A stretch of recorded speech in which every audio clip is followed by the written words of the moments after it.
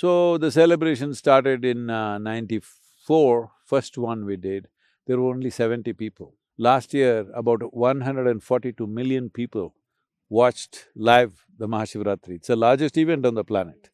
And probably it's the only event in the world where full night, 12 hours, people are singing, dancing, meditating, doing all kinds of things without a single drop of alcohol or drug or any kind of intoxicants. They're just intoxicated with Shiva. Said Mahashivratri night means in many villages here, they're sitting playing cards, they're staying awake. But the tradition says, even if you're a thief, you stayed awake, still you will benefit. Namaskaram, Namaskaram. Sadhguru. I'm Namratha Mohan, also known as a temple girl. Thank you so much for your time I see today. temple design all around the sari. I don't have temple design today. We are color coordinating, but thank you so much, Sadhguru, for your time today. I have just few questions, Sadhguru, and first and the most important one that constantly comes in my mind is we always talk about Shiva. We talk about his stillness, meditation, bliss, and we don't talk about Shakti that actually moves the world. Are we in this world being so obsessed, being balanced that we are forgetting the power of intensity? Who says we are not talking about Shakti? See, Shiva, we put him out in the open to dry in the sun. See, for Shakti, wonderful temple we're building. So who says she's neglected? She's not.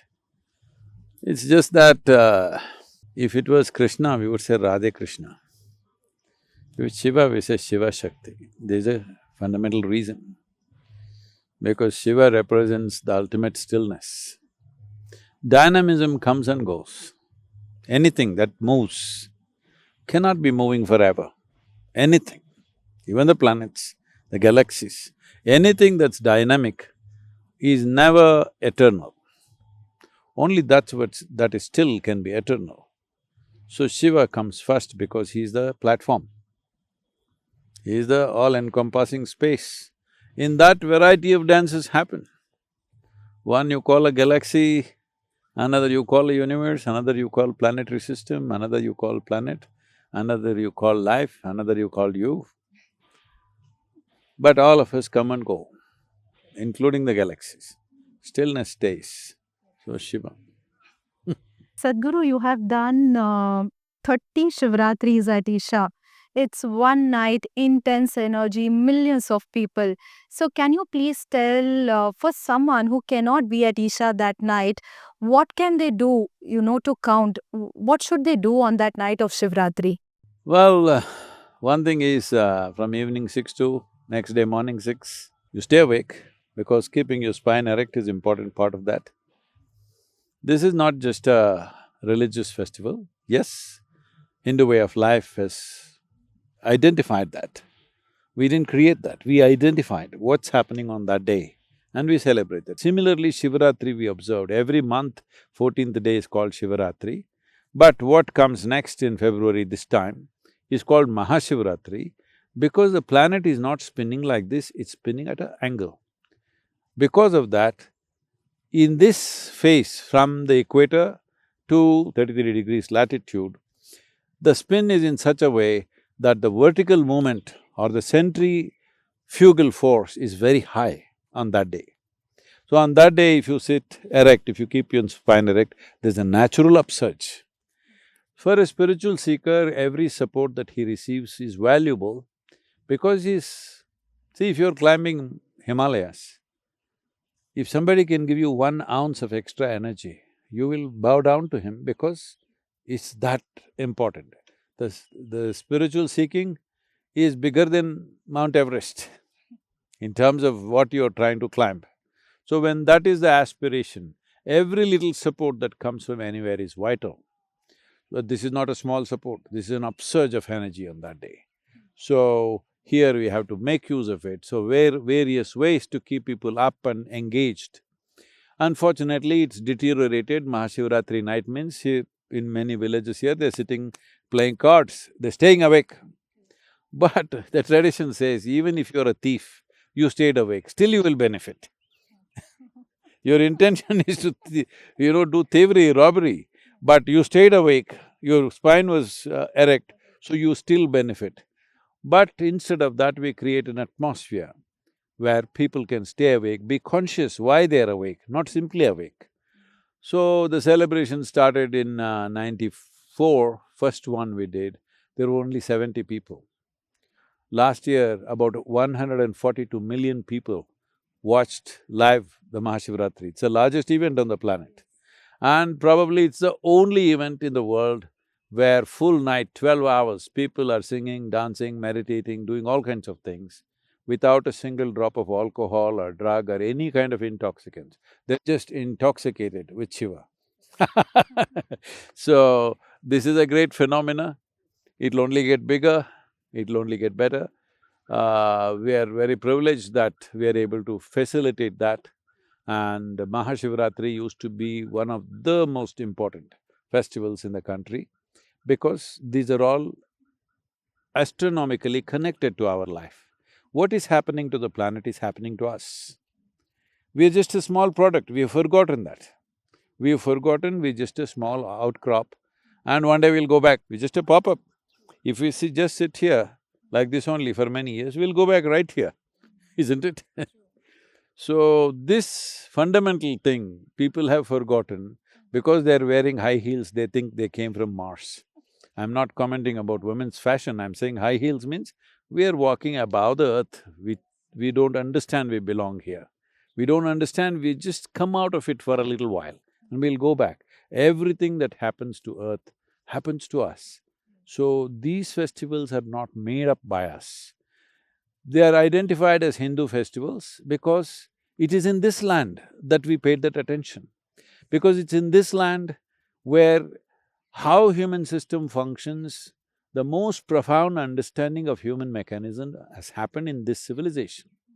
So that's recognized as Hindu. That doesn't make it just for you or me or not available for somebody. Every human being with an erect spine can benefit from this. This is the privilege of being human, that we have an erect spine. If you had a horizontal spine, you wouldn't benefit from this. A whole evolutionary process. Really, your brains developed the way they have only after the spine became erect, isn't it? So, keeping your spine erect has some significance, especially at certain times when the energies are in a certain way. So, Mahashivratri is that tremendous opportunity that everybody should make use of. So, we want to make sure not just the country, the whole world makes use of it.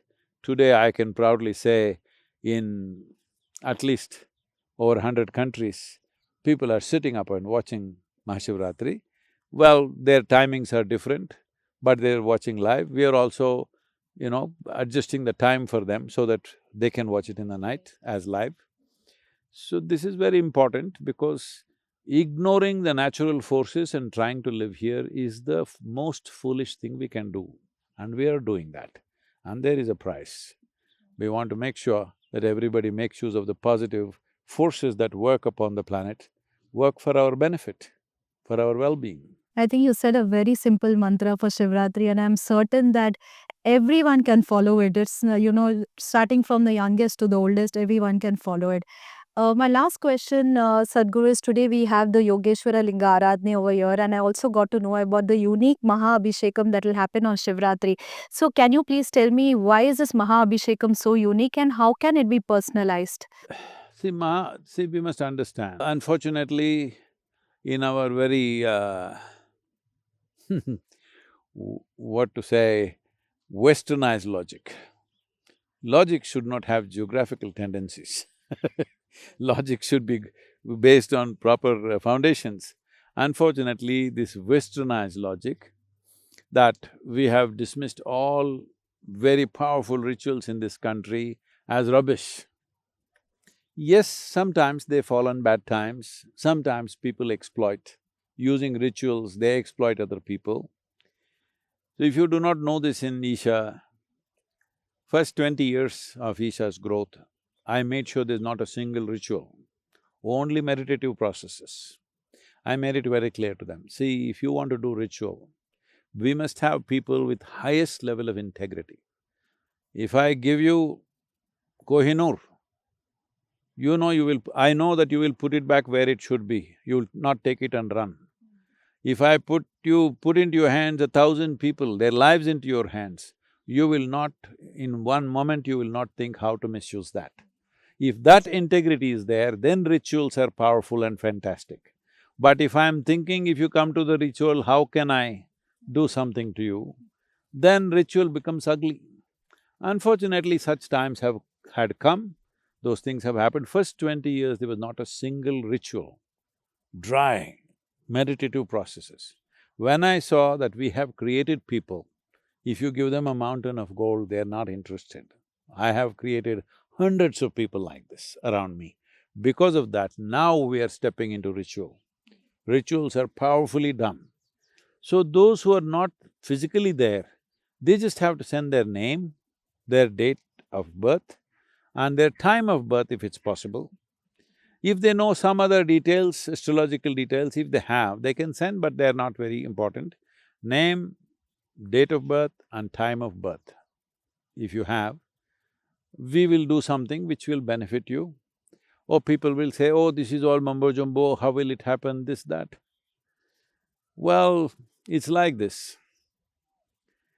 The very life here, in this winter month, if you see this Margali season has been there now, Dhanurmasa, everybody knows, every farmer knows you don't plant in this time because seeds won't sprout.